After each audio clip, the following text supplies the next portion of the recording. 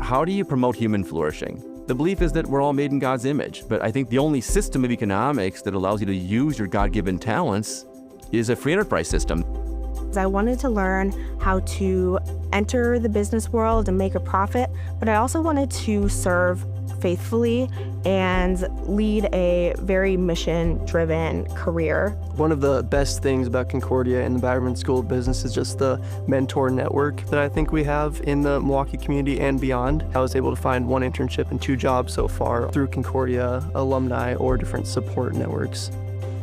We have a very robust mentoring program to C-suite level mentors. This is around our philosophy of experiential learning. Connect you with a real-world business in the area that needs help, and your marketing class builds a marketing plan.